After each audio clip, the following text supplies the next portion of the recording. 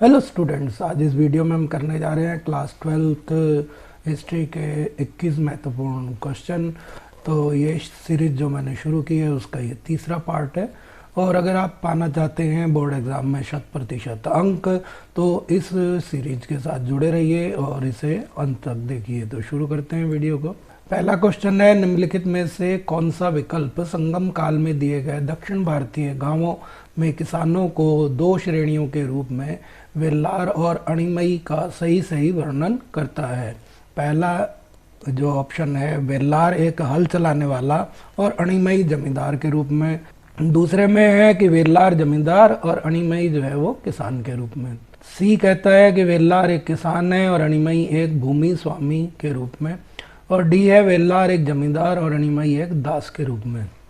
तो इसका जो सही जवाब है वो है डी, कि वेल्लार एक जमींदार और अणिमई है वो एक कृषक दास के रूप में है। क्वेश्चन नंबर 2 है, निम्नलिखित जानकारी को पढ़े और पुरातत्व के उप अनुशासन के अभ्यासियों की पहचान करें। वे प्राचीन पशु अवशेषों के विशेषज्ञ हैं और उन्होंने हड़प्पा स्थलों पर पाई गई जानवरों की हड्डियों के माध्यम से हड़प्पा के जीवन निर्वाह रणनीतियों का अध्ययन किया और समझने की कोशिश की। संकेत दिया कि हड़प्पा ने कुछ जानवरों को पालतू बनाया।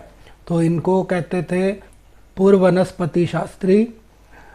बी है पुरातत्व जीव विज्ञानी, सी है भू पुरातत्वविद और डी है मानव विज्ञानी। तो इसका जो सही जवाब है वो है बी, पुरातत्व जीव विज्ञानी।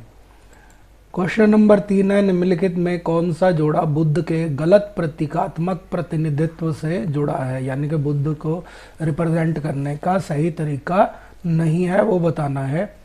ऑप्शन है, रिक्त स्थान यानी कि खाली जगह जो है वो बुद्ध के ध्यान की मुद्रा को बता रहा है। पहिया जो है वो बुद्ध के उपदेश को, और बोधि वृक्ष जो है बुद्ध का जन्म बता रहा है, और स्तूप जो है महापरिनिब्बाण को बताता है। तो इसका जो सही जवाब है वो है सी, यानी कि बोधि वृक्ष बुद्ध के जन्म को बताता है। ये गलत प्रतीक है। बोधि वृक्ष जो है उनकी ज्ञान प्राप्ति को दर्शाता है। क्वेश्चन नंबर 4 है, निम्नलिखित जानकारी की सहायता से महाभारत के चरित्र की पहचान कीजिए। पहला जो हिंट दिया है कि वे कौरवों और पांडवों के गुरु और मार्गदर्शक थे, और दूसरा है एकलव्य को शिष्य के रूप में उन्होंने स्वीकार नहीं किया था। तो इसका जो सही जवाब है वो है डी, गुरु द्रोणाचार्य। क्वेश्चन नंबर 5 है, महाजनपदों के बारे में कौन सा कथन सही है। पहला है, महाजनपद केवल मगध, कौशल, गांधार और अवंती थे। दूसरा है, अधिकांश महाजनपदों पर राजाओं का शासन था। तीसरा है, कुछ जिन्हें गण या संघ के रूप में जाना जाता है राजाओं के अधीन शासित कुलीन वर्ग थे, यानी कि कुछ जो गण और संघ हैं वो राजाओं के अधीन जो है कुलीन वर्ग थे। और चौथा है, प्रत्येक महाजनपद की एक राजधानी होती थी जिसे अक्सर किलेबद्ध किया जाता था। तो आपको बताना है, ए के अनुसार से पहला दूसरा तीसरा ठीक है, बी के अनुसार पहला तीसरा और चौथा ठीक है, सी के अनुसार दूसरा तीसरा और चौथा ठीक है, और डी के अनुसार पहला दूसरा और चौथा ठीक है। तो इसका जो सही जवाब है वो है सी, यानी कि दूसरा तीसरा और चौथा ठीक है, क्योंकि वो कह रहा, पहले वाला कह रहा कि महाजनपद जो थे वो केवल मगध, कौशल, गांधार और अवंती थे। महाजनपदों की संख्या जो है वो 16 थी, ना कि 4। क्वेश्चन नंबर 6, नीचे दो कथन दिए गए हैं, एक को कथन ए और दूसरे को कारण आर के रूप में चिन्हित किया गया है। कथनों को पढ़िए और उपयुक्त विकल्प का चयन कीजिए। कथन ए है, 500 ईसा पूर्व संस्कृत ग्रंथों में मानदंडों को संकलित किया गया था जिन्हें धर्मसूत्र और धर्मशास्त्र के रूप में जाना जाता है।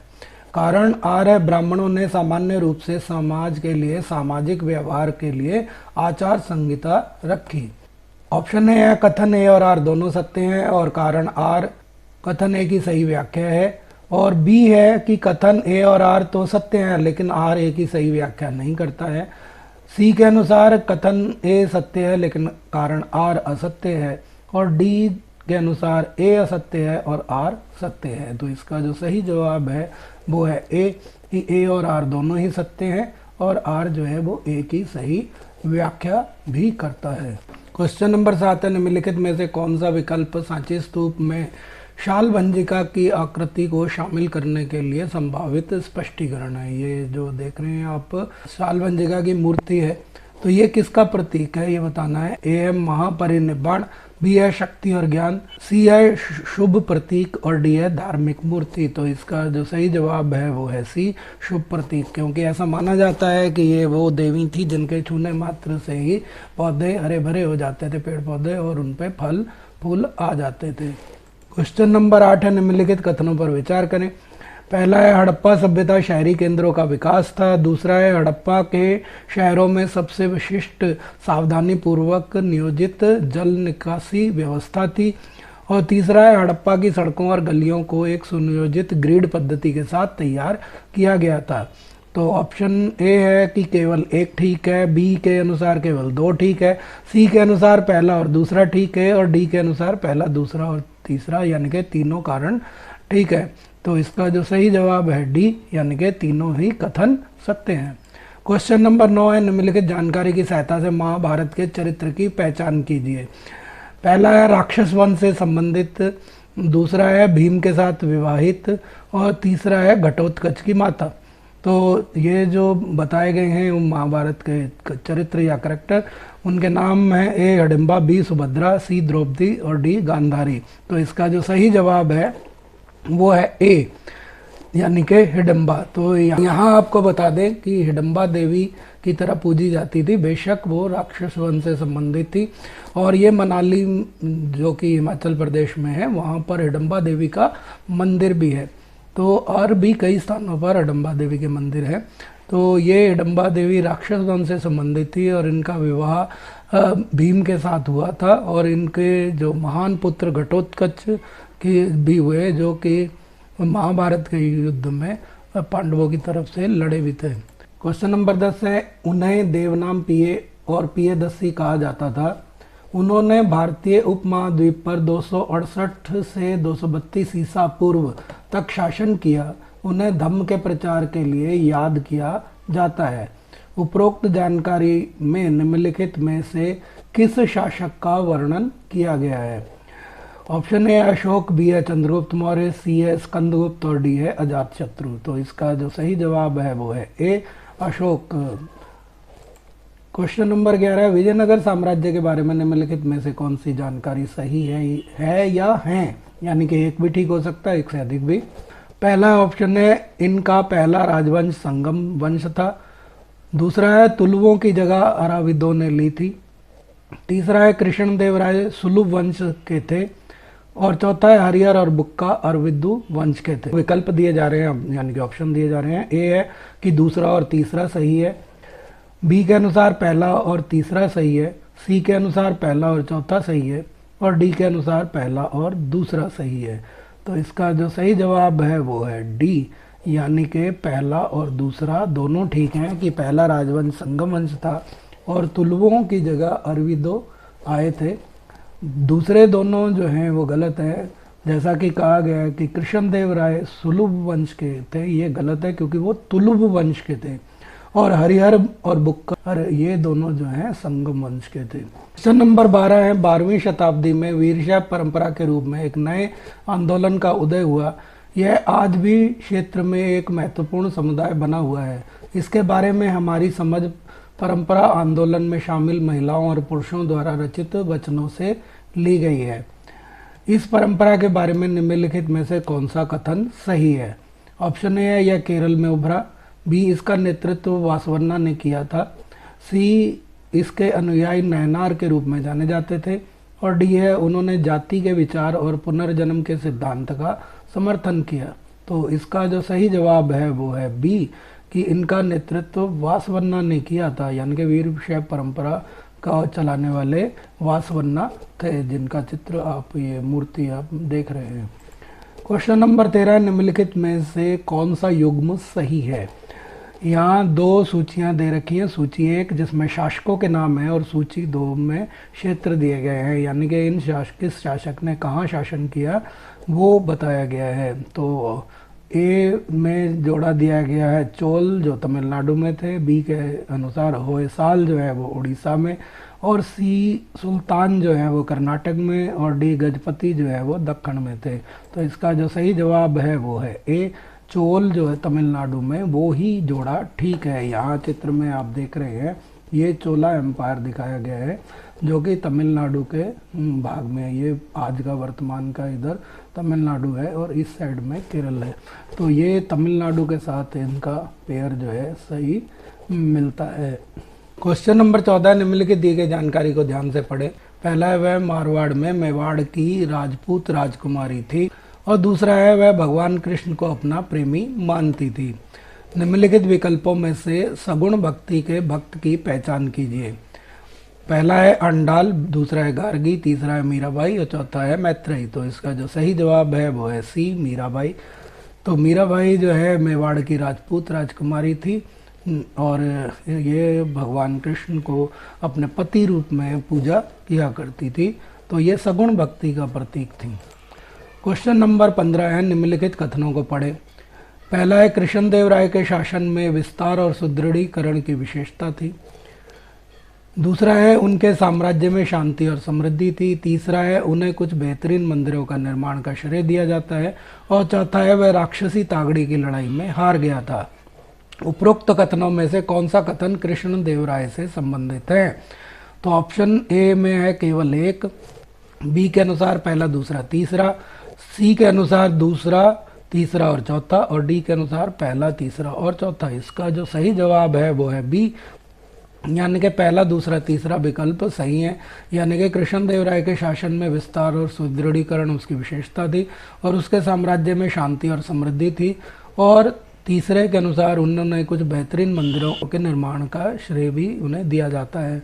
चौथा इसलिए गलत है कि राक्षसी तागड़ी का युद्ध रामराय के नेतृत्व में लड़ा गया था, ना कि कृष्णदेव राय के। क्वेश्चन नंबर 16 है, रिक्त स्थान भरे।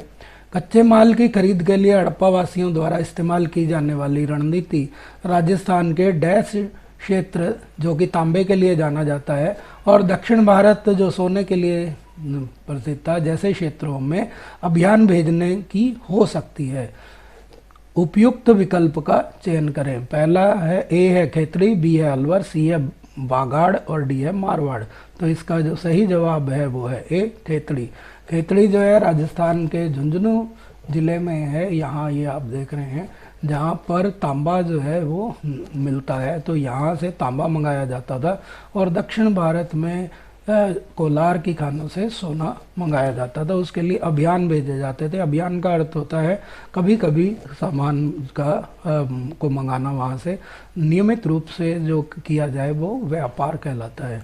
क्वेश्चन नंबर 17 है, निम्नलिखित में से कौन सी शिक्षा महावीर और जैन दर्शन की शिक्षाओं से संबंधित नहीं है? ए है पूरी दुनिया प्राणवान है, बी अहिंसा, सी जन्म और पुनर्जन्म के चक्र कर्म से संबंधित नहीं है, और डी मठवासी अस्तित्व मोक्ष की एक आवश्यक शर्त है। तो इसका जो सही जवाब है वो है सी, जन्म और पुनर्जन्म का चक्र कर्म से संबंधित नहीं है। ये जैन दर्शन का से संबंधित नहीं है। बाकी तीनों की पूरी दुनिया प्राणवान है, अहिंसा का सिद्धांत और मठवासी को जो मोक्ष उनके लिए आवश्यक शर्त है, ये सब सही है। क्वेश्चन नंबर 18 है, बौद्ध धर्म से संबंधित निम्नलिखित में से कौन सा कथन सही नहीं है? ऑप्शन ए है फाहियान और हुआन सांग जैसे तीर्थयात्रियों ने ज्ञान के लिए चीन से भारत की यात्रा की। बी बोधिसत्व बहुत दयालु प्राणी माना जाता था। सी है बोधिसत्व ने अपने प्रयासों के माध्यम से योग्यता अर्जित की और निर्वाण प्राप्त करने के लिए इस्तेमाल किया। सी है महायान का शाब्दिक अर्थ है महान वाहन। तो इसका जो सही उत्तर है वो है ए, यानी कि फाहियान और हुआन सांग जैसे तीर्थयात्रियों ने ज्ञान के लिए चीन से भारत की यात्रा की। ये कथन सही नहीं है क्योंकि ज्ञान प्राप्ति के लिए उन्होंने बौद्ध ग्रंथों को पाने के लिए यहाँ की यात्रा की थी। तो बौद्ध ग्रंथ लेके यहाँ से चले गए थे। बाकी के जो है बी, सी और डी वो सही जवाब हैं। क्वेश्चन नंबर 19 है, भारत में सूफीवाद के संबंध में निम्नलिखित कथनों को पढ़ें। पहला है बढ़ते भौतिकवाद के विरोध में उन्होंने तप और रहस्यवाद की ओर रुख किया। दूसरा है उन्होंने अपने अनुभव के आधार पर कुरान की व्याख्या मांगी। तीसरा है अमीर खुसरो शेख निजामुद्दीन औलिया के शिष्य। चौथा है शेख मुइनुद्दीन सिज्जी या शेख मुइनुद्दीन चिश्ती दिल्ली के रहने वाले थे। तो निम्नलिखित में से कौन सा कथन सही है? ए के अनुसार पहला दूसरा तीसरा ठीक है, बी के अनुसार पहला तीसरा चौथा ठीक है, सी के अनुसार पहला दूसरा और चौथा सही है और डी के अनुसार दूसरा और चौथा सही है। तो इसका सही जवाब है ए, यानी कि पहला दूसरा तीसरा जो है वो ठीक है और चौथे वाला जो है वो गलत है, क्योंकि शेख मुइनुद्दीन सिज्जी या शेख मुइनुद्दीन चिश्ती जो है वो अजमेर में उनकी दरगाह है, अजमेर में ही उनका कार्यक्षेत्र रहा था। क्वेश्चन नंबर 20 है, नीचे दो कथन दिए गए हैं, एक को कथन ए और दूसरे को कारण आर के रूप में चिन्हित किया गया है। कथनों को पढ़िए और उपयुक्त विकल्प का चयन कीजिए। कथन ए है, कृष्णदेव राय के शासन की विशेषता विस्तार और सुदृढ़ीकरण थी। कारण आर है, विजयनगर साम्राज्य ने अपनी सैन्य तैयारियों के कारण तुंगभद्रा और कृष्णा नदी के बीच की भूमि का अधिग्रहण किया। तो ऑप्शन ए है कि कथन ए और आर दोनों सत्य हैं और आर ए की सही व्याख्या करता है। बी के अनुसार ए और आर तो सत्य हैं लेकिन आर ए की व्याख्या सही तरीके से नहीं करता। सी के अनुसार ए सही है, आर गलत है। और डी के अनुसार ए सत्य है और आर असत्य है। तो इसका जो सही जवाब है वो है ए, यानी कि कथन ए और आर दोनों सत्य हैं और आर जो है वो ए की सही तरीके से व्याख्या भी कर रहा है। क्वेश्चन नंबर 21 है, नीचे दिए गए चित्र को देखिए। बोधिसत्व की छवि पर कला का कौन सी श्रेणी स्पष्ट है, यानी कि किस तरीके की ये कला है? ऑप्शन ए है गांधार कला श्रेणी, बी है मथुरा कला श्रेणी, सी है ग्रीको रोमन कला श्रेणी और डी है अमरावती कला श्रेणी। तो जैसा कि आप देख रहे हैं इसके तीखे नयन नक्श और को देखते हुए आप इसको आसानी से पहचान सकते हैं कि ये गांधार कला श्रेणी है। इसके साथ ही ये वीडियो समाप्त हुआ। अगर ये आपको पसंद आया हो तो इस वीडियो को लाइक कीजिए और मेरे चैनल पे नए हैं और अभी तक सब्सक्राइब नहीं किया है तो रेड बटन को दबा के उसे सब्सक्राइब कर लीजिए और बेल आइकन भी दबा दीजिए ताकि आने वाले वीडियोस के नोटिफिकेशन आपको मिलते रहें। धन्यवाद।